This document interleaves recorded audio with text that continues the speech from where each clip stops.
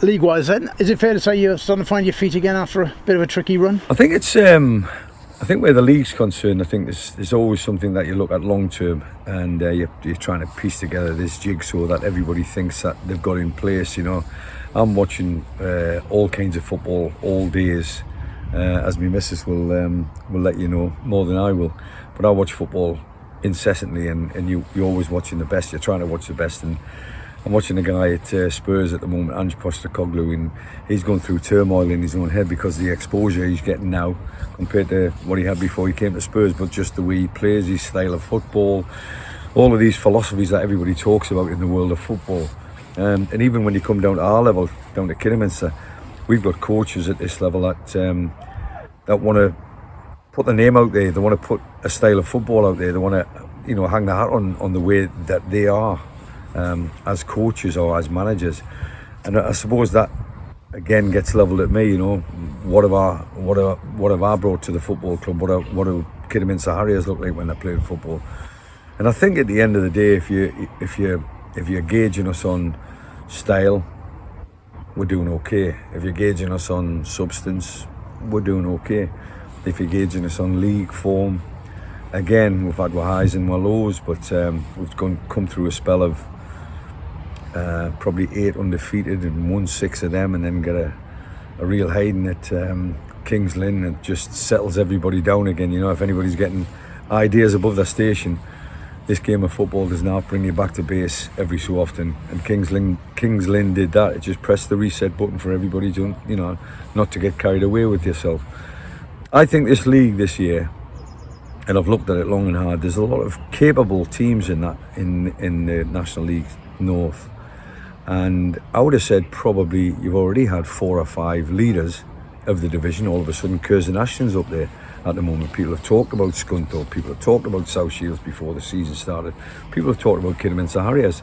We haven't actually touched the top yet. But we've been close on a couple of occasions and then ducked back under and out of the playoffs, if truth be known.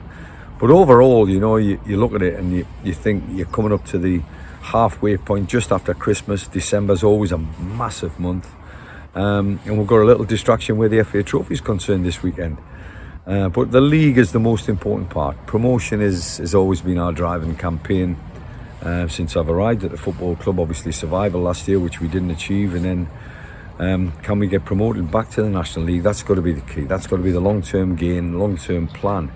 And I think we're sort of, again, probably 6, 7 out of 10. I want 9, I want 10 out of 10, and that'll come at the end of the season, when you're talking about games and the importance of every game and every weekend and every fixture, and every team that you play against has got something to play for, because that's going to be the division all year. It's been a feature of the season, perhaps, that I absolutely appreciate you're not going to take every chance you create, but are you taking enough of them? Again, that's the overall picture that you're talking about, Trevor. It's a good question. It's one of them where chances have come along. If we had a prolific goal scorer that's got 20 goals under his belt, we would have been top of the league and probably running away with it, I would imagine. That doesn't put all the blame on the strikers. I think at the end of the day, the quality of the service, the build-up play, the style of football that we play, the clean sheet mentality, all of that is part and parcel of playing up front for Kidderminster Harriers. We want to put a press on. We want to get after the opposition. We want a hard-working team. We want a team that is efficient, not just the front 3, but the midfield 4 and the back 3. And we've changed system on a couple of occasions. We want to be efficient, and that efficiency manifests itself with chances. The chances have come along, and we haven't put them away, but we still won games of football because of the mentality that we've got for keeping a clean sheet. We've probably got one of the better goalkeepers in the division, without a shadow of a doubt.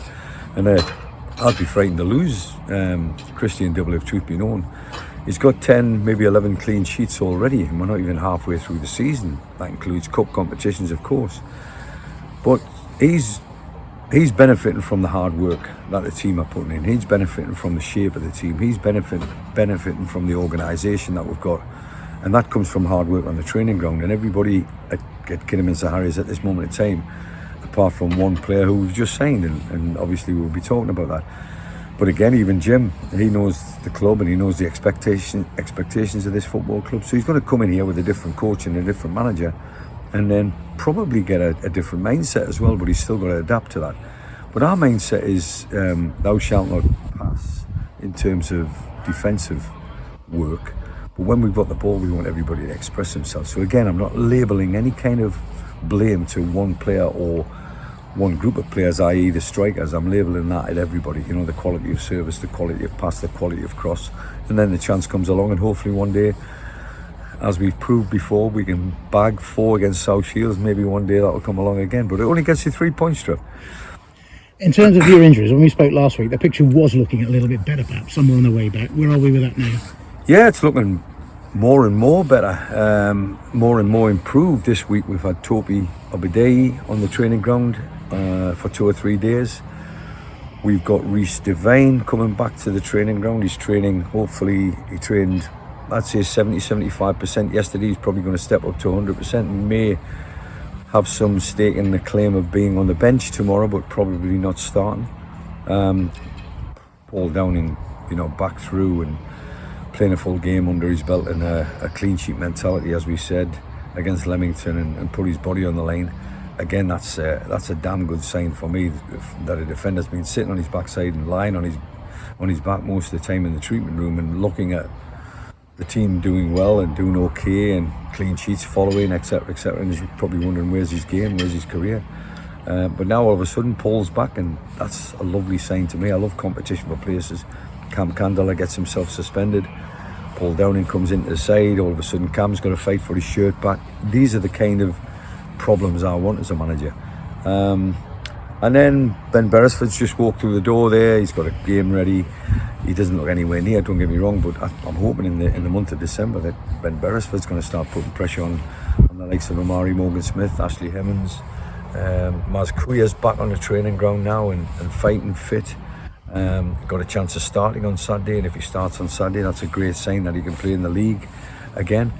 There's good signs coming back, and the energy in that camp at the moment. I'm just looking across at the canteen. I was first in this morning, and quickly followed by one or two the stalwarts, the ever presents, the ones that have been here a long time.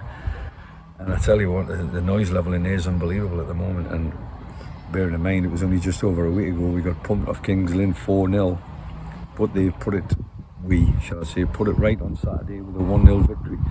And we're going to go to AFC Fylde now. Just a little bit of pressure off, if people say that. Well, I'm going to keep the pressure on. I want to see this team do well in the cup competitions. I was asked the question yesterday, how serious am I taking the FA Trophy? And I say it to you before, Trevor, and I'm going to say it again. When it's got FA attached to it, that means it's a serious competition. But when it's got Wembley attached to it, that is a proper competition. When you can actually get to Wembley in a cup competition, that means there's something on it. That's something that you can remember for the rest of your life. So we're going to take this game seriously, there's no doubt about it. And we're coming up against a team that's in the higher division, but they are not having a great time. And Kevin Phillips, again, we played against him and came up against his teams, and he likes to play football. He likes to out-tactic you if necessary. So we've got our hands full for sure, but we're going to go there and try and win the game. It does illustrate really the difference between Conference North, South and the National League, because Harriers obviously went up and found it tough, came back down. Fylde went up as well, and Fylde looked a very good side at this level, at North level, but they found it tough since they went up. There was a big jump there, isn't there? It is a big jump, and I think it's probably a borderline amateur to professional. And what I mean by that is part-time to full-time possibly, you know, and there's a mentality that when you get to the National League and above, you have to be full-time, you have to be on the training ground every day, you have to be competitive where your budgets are concerned, etc, etc. So all of that's that barrier that we have to jump over again this year, and make sure that when we do jump over it, we stay there, and if not, we'll go again. So yeah, I mean, we're envious of AFC Fylde surviving last year. Could that have been us? Well, might have been us, could have been us. Me and Mac have only been here, well, we haven't been here a year yet, you know, so we're just still finding our feet where this club's concerned. But the expectancy level at the club is massive, and we need to get promoted again this year. But, you know, we'll put that thought process on hold for just one nice little weekend up on the Blackpool coast and see what we can do. You mentioned that you've brought a player in, Jim Kello. Tell us a bit why you brought him in. Again, Jim knows the club. I spoke to him in the pre-season, and I thought we were very, very close to signing him, to tell you the truth. And unfortunately, he got a better offer elsewhere, and he went there. And I'm not saying he went there for the money; he just went there because he has to look after his family, like we all have to, you know. But he's always lived in Kidderminster. He's only 10-15 minutes away from the training ground. But that's not just one of the reasons why we signed him. Obviously, proximity and knowing what the football club's all about. But his quality out there in the middle of the park, you know. We've got great competition for places, but that competition has been sort of worn away to a certain extent by a broken leg and, you know, 1 or 2 suspensions, etc, etc, etc, etc. We've got Zach Brown that was close to suspension. All of a sudden he stepped over the mark and he missed a game. David Davies, exactly the same situation. You know, we've got all sorts of issues on and off the field of play, but that's what every manager will tell you. But the more quality that we can have that can sit on a bench first and foremost and have a little look at the club and watch us in training, and that's what Jim's been doing in the last couple of days. He's going to train today. Possibility he might be okay for the bench on Saturday, and I'm going to start with a couple of players. We brought in Riley, as you know, from Notts County, and Riley's showing good signs, but I need to see that home and away, so there's form to be had, and to watch the 2 games I've seen at Agra. He's been outstanding in both games, but the one that he travelled to Kings Lynn, we all didn't get any benefit from that game apart from, you know, a wet and windy night at Kings Lynn, and you get beat 4-0, you have a look at people in a different way. So there's that to consider. But Jim coming in, that solid, trustworthy kind of character that you can have on the field of play, that's added another string to our bow, certainly where the midfield's concerned. And finally, you alluded to it there, your longer term injuries, Luke Summerfield would come into that category, Alex Penny would come into that category. What's the latest with them? Luke's going to be, he's on a short cast now as opposed to the long cast, and now all of a sudden he's more mobile. I know it sounds awful, but he's still got a broken leg in the hand, he's still got a cast on. But he's more mobile because he can move that middle joint, which is the knee, of course, and get a little bit more work in the gym and strength and conditioning work and use his stomach muscles, etc, etc. There's all sorts of things to like about what he's doing at the moment, but he's going to be coming in every week now, and that mental health as well, you know, being around the players, being one of them again, you know. We'll probably not see Luke until you're probably talking back end of February, beginning of March, so it's a long time from now. But, you know, bringing him in over the Christmas period is important as well for him and his family. Alex Penny's back from America. He had a bereavement in the family, and he went over there to America.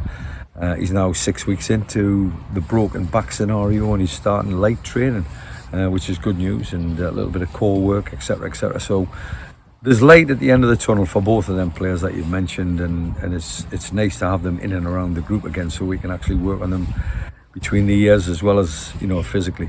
Alex Penny, would that be a similar time frame? Obviously, it's the beginning of March for Luke Summerfield. No, it's probably earlier for Alex, I'm hoping, fingers crossed. But again, it just depends on how we approach it. It's a proper professional rehabilitation that we're talking about here. It's not just a case of, can he run? Okay, we'll run him.